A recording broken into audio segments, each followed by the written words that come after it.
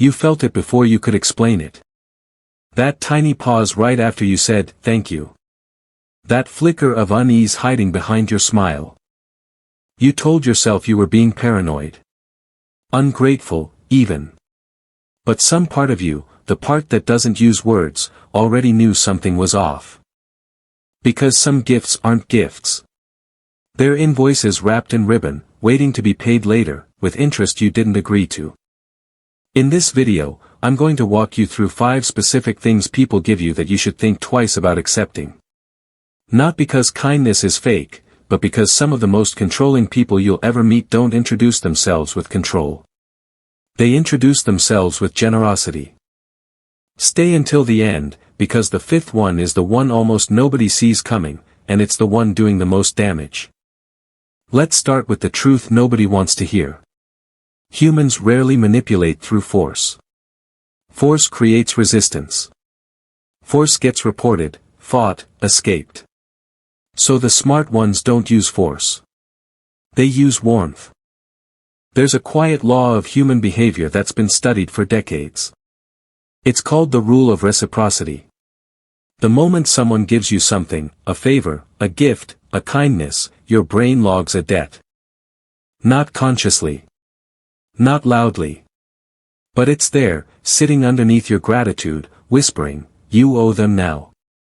And throughout history, the people who understood that law best weren't always the kindest people. Sometimes, they were the most dangerous ones. Because they learned that you don't need to take something from a person if you can simply give them something first. So let's talk about the 5 gifts. Pay attention. One of these has probably already happened to you. The first gift is help that shows up exactly when you're falling apart.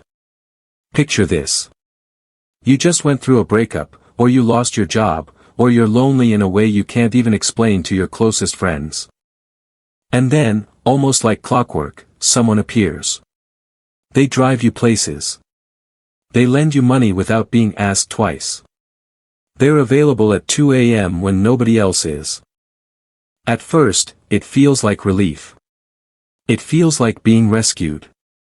But rescue has a cost that doesn't show up on the receipt right away.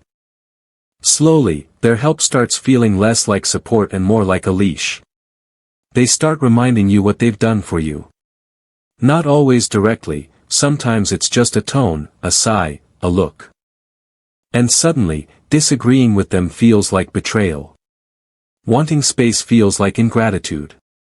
This has a name. Psychologists call it dependency conditioning. When emotional support gets repeatedly tied to a sense of debt, your mind starts to link independence with guilt. You stop asking, "Do I want this?" and start asking, "Will this upset them?" Here's the part that should genuinely unsettle you.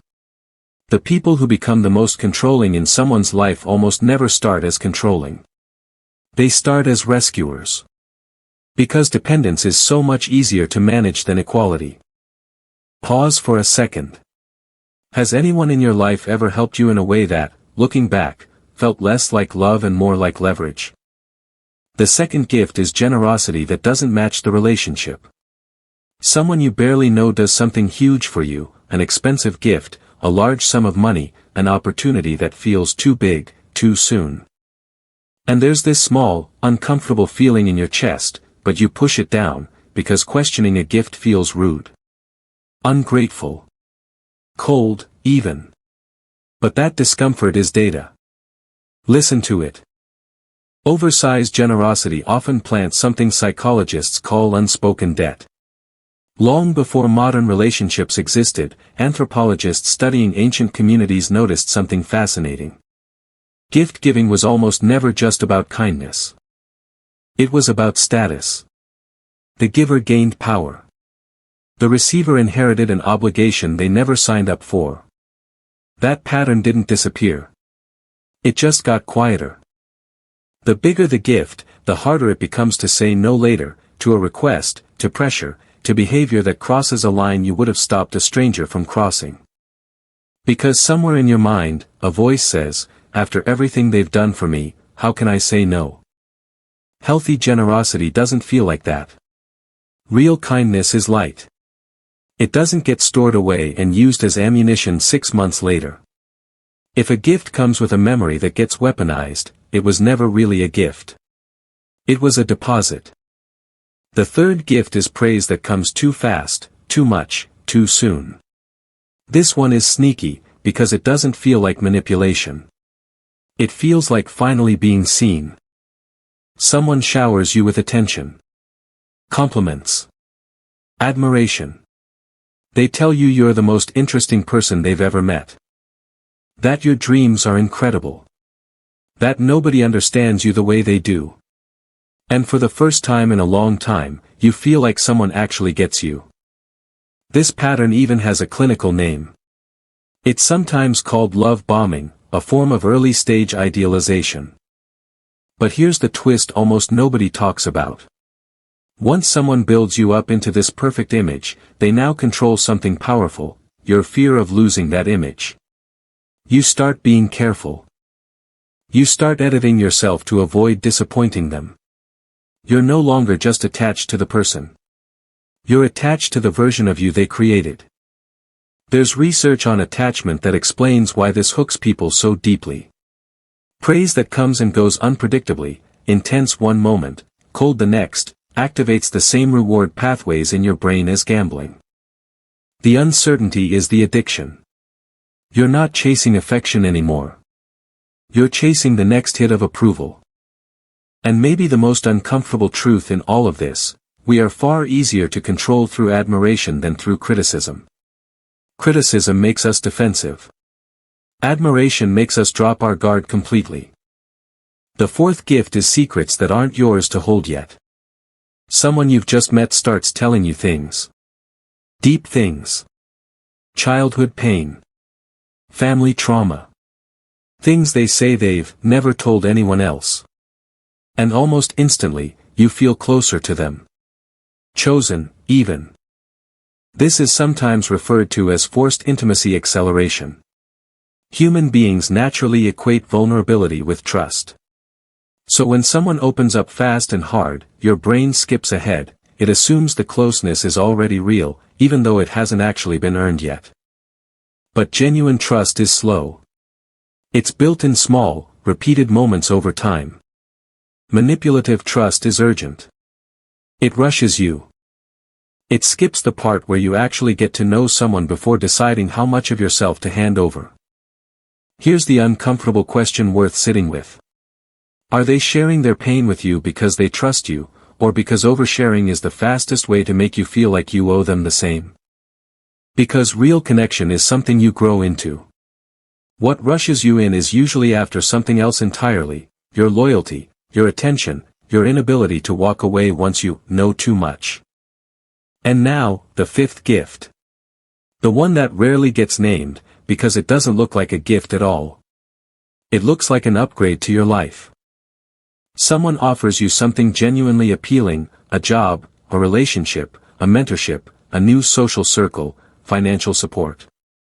And slowly, without ever being told to, you start drifting from the people who knew you before.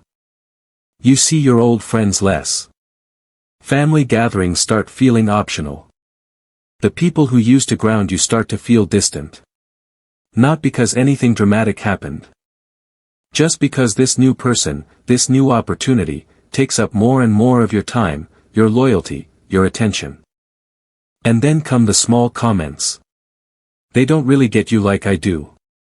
You don't need them anymore, you have me. I'm the only one who's ever really helped you. Isolation rarely begins with a locked door. It begins with convenience. With exclusivity. With you slowly forgetting you ever had other people to call. Social psychologists have studied this for decades, and the pattern is consistent. The moment outside perspectives disappear, judgment weakens. This is exactly why cult leaders, controlling partners, and manipulative authority figures so often encourage distance from family and friends. Not because those people are dangerous, but because they're witnesses. And isolated people are far easier to quietly redefine. So here's the question underneath all 5 of these gifts.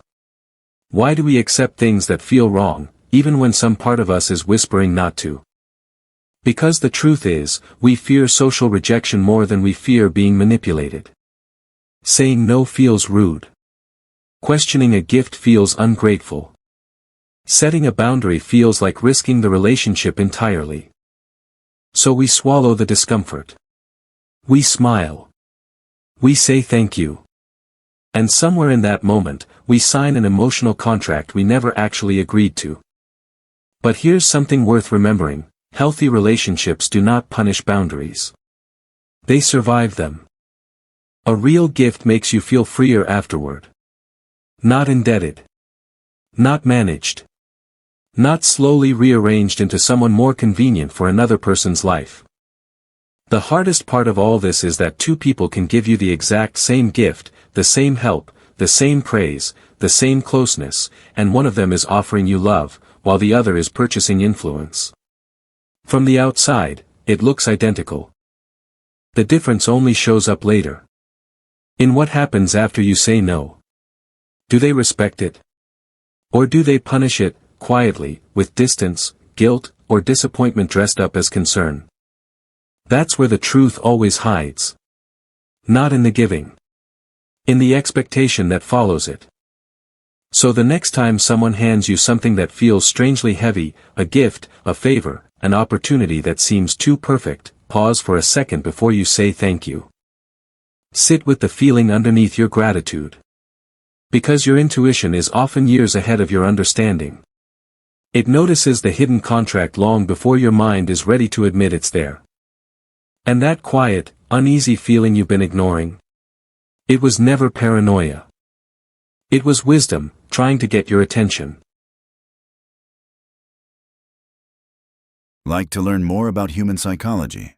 Like, comment, and share this video. Subscribe my channel now. Thank you for watching.